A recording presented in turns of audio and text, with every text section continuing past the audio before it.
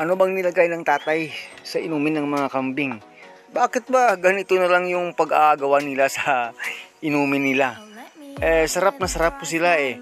Ito po ay pang second batch na kasi yung mga malalaki kanina ay pinainom niya. Pero ngayon sa mga maliliit, pati yung mga malalaki umiinom pa rin at pabalik-balik pa rin dito sa inumin nila.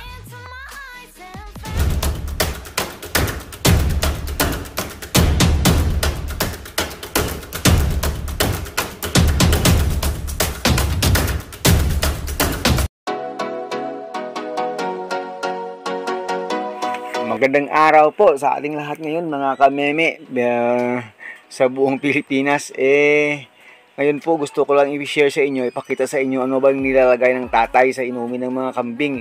Yan po, una-una naglagay po siya ng vitamins. Ito po ay yung multivitamins niya. Inumpisa niya itong nilagay noong isang linggo, pero yung natira po nabasa yata dati, kaya yan tawag doon. Imbis na soluble powder siya ay nagiging soluble ano tawag na yan dyan, tay? Ayan o, yan. Lagay mo lang lahat-lahat dyan. Kasi nakalagay yan dyan kasi sa sachet niya 2 tablespoon, at least 1 to 2, hindi tablespoon, teaspoon. 1 to 2 teaspoon per gallons of water. Kasi itong kanyang maliit na balde siguro nga more or less mga 4 to 5 liters yan. In every 1 gallon kasi 4 liters in every gallon, ayan po, 2 tablespoon. Pag sumobra konti, okay lang rin yan, wala namang overdosage. Pero sa tingin ko nga kulang-kulang At saka bumili po kami ng rice bran, tiki-tiki. Binabili po namin sa 20 pesos per kilo. Yan, naglalagay lang kami ng isang ganyan sa bawat balde na more or less 4 to 5 liters. At saka hinahalo lang yan. I-stir lang namin yan hanggang sa mahalo na talaga sa tubig. At yung isang nagmamadali na. At maglalagay po tayo ng isang dakot na rin na asin, mga kameme. Ayan, kahit mga ganito lang kadami, okay na ito. Pero kung marami kang pambili ng asin, kahit dagdagan mo pa, kahit 2 dakot, pwede.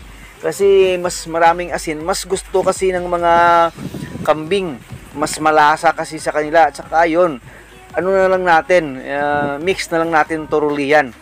Kasi pag hindi na mix, masyado, minsan inuubo yung kambing pag may natira pang medyo dry sa taas sa inumin nila. Kasi dati sabi ng aking kaibigan, hindi niya ginagawa ganito na direct sa tubig kasi minsan inuubo yung kambing. Pero sa pag namin, experience po namin mga 1 week na hanggang ngayon, hindi naman pala, kasi pwede itong ilagyan ng konting tubig lang at saka yun, parang mamasa-basa lang siya at pakain direkta sa mga kambing. Okay na. Ito, naglagay kami ng asin, naglagay rin kami ng multivitamins na soluble para mas magiging okay po mga kameme. O kaya from now on, try natin na mapakunti sa inyo. Pero na-try na kasi namin kanina, inuuna lang ng tatay yung mga malalaki na painumin. Walang isang saglit, ubos yung isang balde Dindilaan pa yung mga natirang tiki-tiki sa ilalim ng balde. Kaya ito, start kami sa mga maliliit. Kasi ito kanina, hindi ito sila nakainom. Hindi po sila makakasali kasi nag-uuntugan yung mga ulo sa balde. Kaya nga mga kameme, ito na, hinahanap na namin yung mga maliliit kanina na hindi nakainom at sa labas ng fencing, kasi nga baka kalabas pa sila sa butas ng hagwire kasi hindi pa sila masyadong malalaki. Pero ito, nakikita po natin, kahit yung mga maliliit, ay nako, timely na talaga silang mapainom ng ganito kasi nga nag-uumpisa na silang mga ngayat dahil sa walang maraming makain sa palibot ngayon. Kulang na kulang sa kumpay kasi dry na lahat Kita naman po ninyo, walang green. Yung green lang yung mga daon ng kahoy. Pero isa sa naisip namin na para po ma-sustain yung kanilang kalusugan, hindi po sila masobrahan ng pangangayat dahil sa kulang sa kain, naglagay rin tayo ng tiki-tiki. Magwa 1 week na po para po babalik ng konti yung sigla ng kanilang katawan. Pero kita po ninyo mga kameme, Ayan o, tingnan nyo naman. Kahit yung mga maliliit nating mga kambing, mga 2 months old yan, 1.5 to 2 months old, sarap na sarap po silang uminom sa tubig na may asin at saka may vitamins at saka may tiki-tiki. Kulang na lang po kasi talaga yung molasses. Yan. Maghahanap pa po tayo ng molasses na magiging augmentation sa kanilang inumin. Minsan nga napapaisip tayo, kung marami lang sana tayong pera, may available na ngayong ruminant feeds. At saka meron na rin na nagbebenta ng iba't ibang klase niyan ngayon, pero kulang po tayo sa budget, kaya dito na lang muna tayo sa tiki-tiki kasi mas mura po siya. Pwede na rin gumamit ng ibang pang uri ng feeds, kaso pang generally pang baboy po dapat po kasi yung pang ruminant talaga, pang kambing talaga, para tugma po sa pangangailangan ng kanilang katawan. Tsaka minsan nga naisip natin bumili na rin ng copra meal pandagdag, kaso yun lang talaga, kulang lang talaga kayo sa budget, kaya medyo higpit lang ng sinturon. Pero kitang-kita po ninyo mga ka-agree, yung mga kambing ng tatay dito, sa tatay po ito, hindi po ito sa akin, ng mga makikita po ninyo, may mga payat pero hindi po masyadong payatot talaga. Maliban na lang sa isa dito na talagang puspusan pa yung didi ng kanyang mga anak. Pero yung iba po nakaka-recover na po talaga, kahit hindi ganun kakataba, makikinis na po yung mga balat at saka mga hair nila, nagsishine na po. Isang malaking bagay po talaga na madagdag po natin yan sa inumin ng ating mga kambing po, para hindi matamaan ng mga sakit ito pagdating na po ng rainy season. Ayan, ito pa yung isa si Samson, kakarating lang mula dun sa labas. Pati itong si Armstrong. Itong si Armstrong kasi medyo malaki na ito. Mag 4 months na po ito. Medyo matulis na yung sungay. Pero kita nyo po, sarap na sarap po siya. Ito naman si Armstrong ay hindi po ito nakasali mula last week hanggang ngayon. First time na po itong nakainom nito. Pero grabe yung takam niya. Masarap po siya.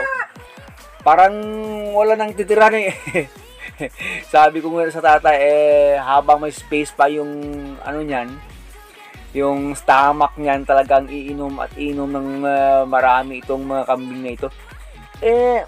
Mag 10 o'clock pa lang sa umaga, hindi pa masyadong mainit Pero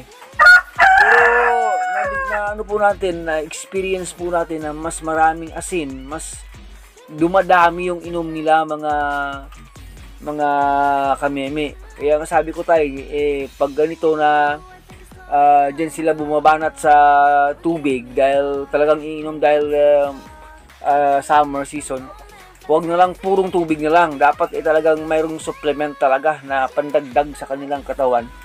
Kasi wala nang maraming nutrients na makukuha sa paligid pagkakain ko sila ng masyado ng dry na mga damo. Kaya nga puspusan yung paghanap natin ng iba't ibang klase ng mga local forages na pangkumpay sa kanila araw-araw. Doon sa kabila, nakakuha na po tayo ng maraming dahon ng saging. Yung sa akin doon, dahon ng saging yung ginagamit natin na pang extra feeds sa kanila. Tinatagtad lang natin yung kanilang tangkay para mauubos po nilang makain. Saka doon yan po ngayon sa kabila nating goat house. Ayan yung maliliit mo lang uminom, ganyan na po yung natira na inom nila. Mga malapit na 2 litro na ubos ng mga maliliit lang ng mga kambing.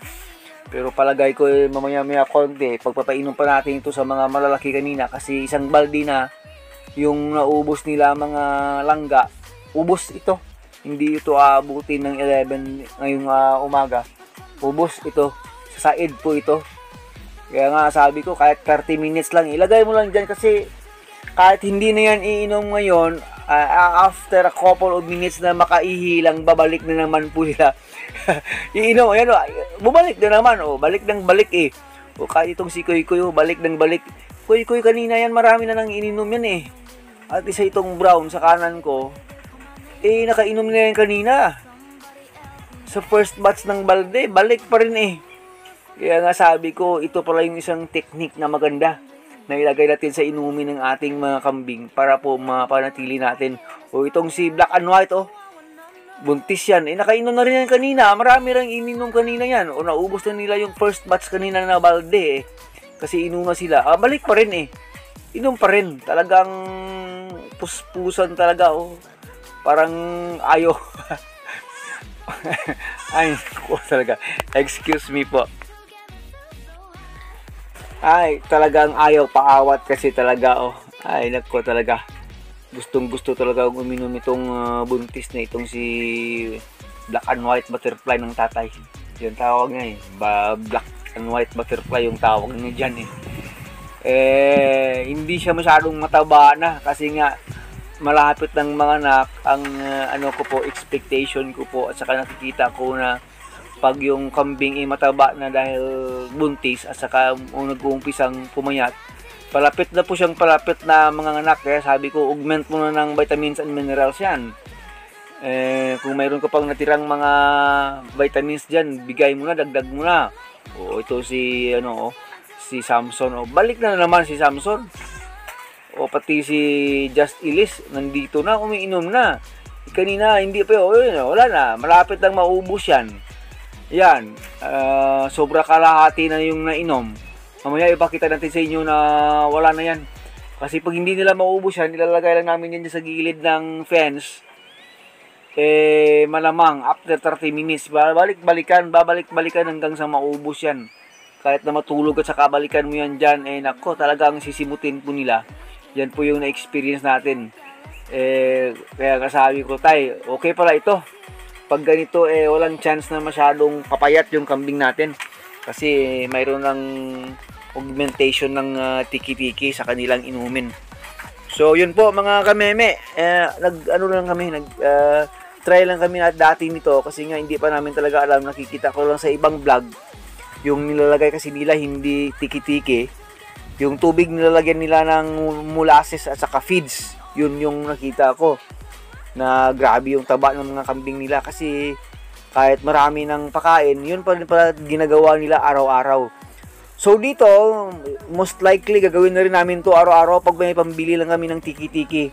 Kasi nakita ko dun sa kabila kay Ma'am Che, kahit na hindi naman masyadong katabaan yung kambing, pero maintain yung kanilang pangangatawan, hindi na nga pumapayat kasi nga nag-i-integrate po siya ng tiki-tiki sa inumin ng kanyang mga kambing. Konti na lang baka 2 litro na lang ayan wala na nga 2 litro yan dyan. Nako, talagang pabalik-balik ito si Ching Ching nakainom na rin kanina ito halata ko parang buntis na rin yan si Ching Ching, di ba tay? Kasi nasampa niya ata ni Jack yan bago dito si Jack bago nakaalis si Jack dito sa atin. Siya mga kamimi, napakita natin naman sa inyo pag naubos na talaga yung yung laman ng balde niyan para sure po tayo. Puntahan ko muna yung ko sa kabila. Kambingan ko rin sa kabila, ma-check ko doon. Yan na po sila Pagkatapos na mga makainom ng marami, balik na naman dito sa kumpay nila. Kasi kanina marami pa ito, pero ngayon after 2 hours yan, konting-kunti na lang. Kaya nga makinis. Balikan ko lang yung balde. Naku, talagang wala na, tumba na, ubos na. Ano ba yan? Ano yan madilin? Wala nang laman Pati yung natirang dyan, wala nang laman yan pati yung natirang tiki-tiki, naku. Wala na. Kanina pa pala ubos, wala simot mga langga. Ayan, sabi ko nga sa inyo, hindi po tayo nagkamali mga kameme. Talagang gusto po nila. Kaya nga mamaya maglalagay na naman. Wala na anak, wala na baby, ubos na. Wala na Joshua, inubos na ni Madi. Ayan, sige. Hanggang dito na lang. Maraming salamat. God bless us all. Mabuhay ka magsasakang Pilipino. Wala lang naman, balik na lang mamaya kasi nakainom ka na rin kanina.